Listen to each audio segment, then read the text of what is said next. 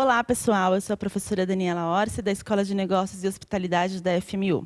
O programa Negócios 4.0 de hoje traz uma convidada, a professora Sheila Ferreira. Tudo bom, professora? Bom, obrigada Muito pelo obrigada. convite.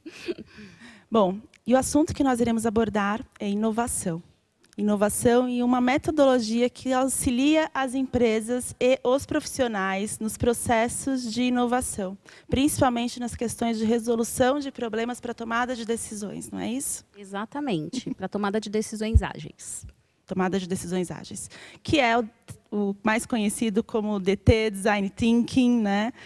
E aí, professor, o que é esse Design Thinking? Muita gente tem receio, né, porque já começa com nome em inglês e aí, né, acaba deixando as pessoas meio assustadas em relação ao nome, mas a prática ela é muito fácil, né? Inclusive, não serve só para a gente estar fazendo em relação ao mundo corporativo, a gente também pode aplicar para algum problema que a gente tenha pessoal.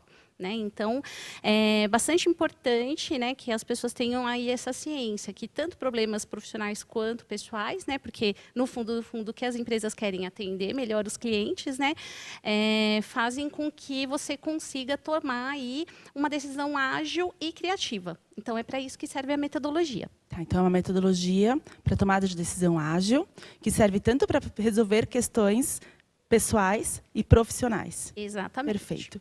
E como é que isso é para qualquer área? Isso, exatamente. Ela é aplicável a qualquer área. Por quê? Dentro dessa metodologia, é essencial que a gente componha com uma equipe multidisciplinar, ou seja, pessoas que tenham experiências e que se complementam. Então, não adianta você ter vários profissionais com o mesmo perfil. Você tem que ter profissionais com perfis diferentes, porque cada um vai mostrar ali a sua experiência, dando o seu melhor, né? E aí fazendo com que, de fato, você consiga enxergar e ter uma solução mais adequada para aquele cliente. Ou, se por acaso você está vendo um problema pessoal, é importante também colocar um especialista dentro daquele problema, não só ter o que eu gosto de falar, os famosos pitacos. Perfeito. E como é que se desenvolve essa metodologia? Como é que eu aplico ela? São etapas? Exatamente. Olha, é muito fácil, né? Ela segue mais ou menos 5 passos. O primeiro passo, né, ao invés da empresa ficar lá investindo em pesquisas, enfim, né, e tentando entender o que é esse consumidor, é essa equipe multidisciplinar praticar a empatia, que é uma palavra que a gente fala muito hoje em dia, né? A todo momento, agradecer, empatia, né? Então, você realmente está vestindo, né, o papel daquele cliente. Como que aquele cliente se sente? Como que aquela criança se sente, né?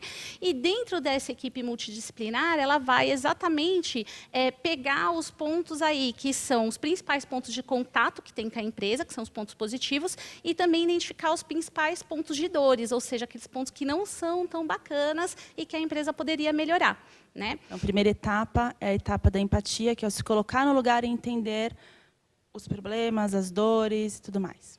Bom, o segundo passo que a gente tem é o alvo, ou seja, uma vez que eu identifiquei uma série de pontos positivos, pontos negativos, quais são os prioritários? Porque não dá para a gente tratar todos de uma vez só. Então, essa equipe vai ajudar a categorizar quais são os pontos prioritários que a gente tem que tratar na empresa. Tá? Ou dentro daquele problema que está resolvendo. O terceiro passo, né, é um passo que eu gosto bastante, né, que aí é a parte de idealização. Na parte de idealização, a gente vai praticar a famosa técnica chamada brainstorm, né, que são as tempestades de ideia.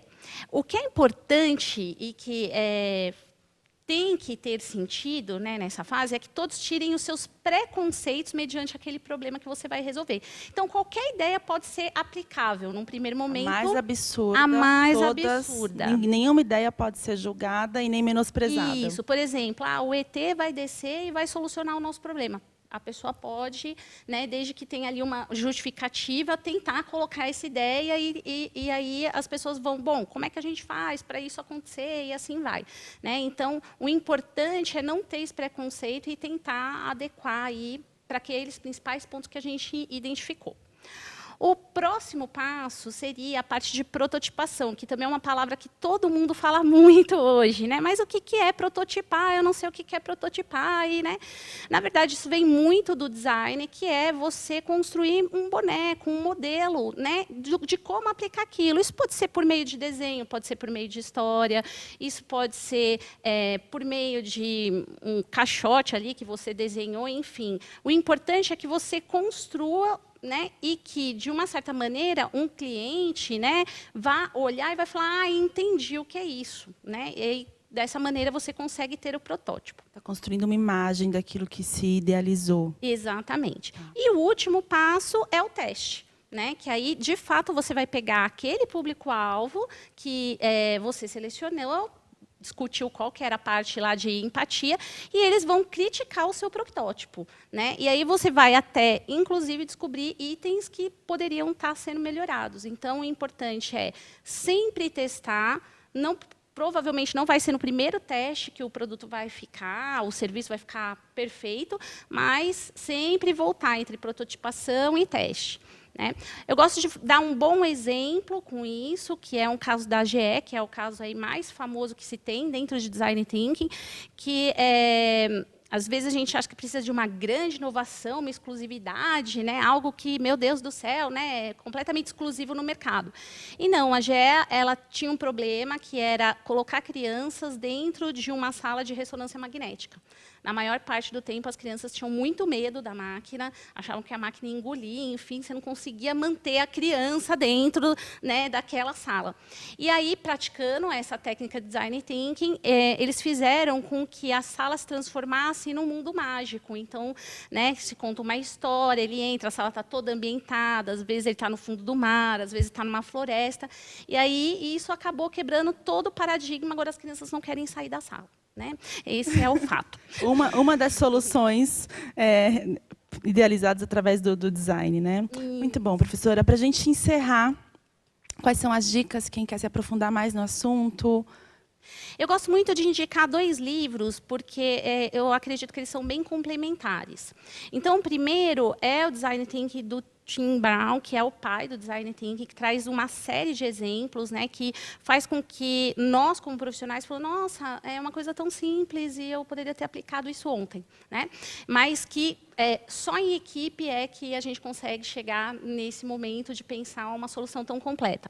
E o outro é o Value Proposition Design, do Alexander Osterwalder, que dá passo a passo a como fazer Design Thinking. Então, para quem não conhece, não tem, né, experiência em relação a isso, ele dá passo a passo a como você fazer, inclusive cronometrando, tempo de brainstorm, enfim.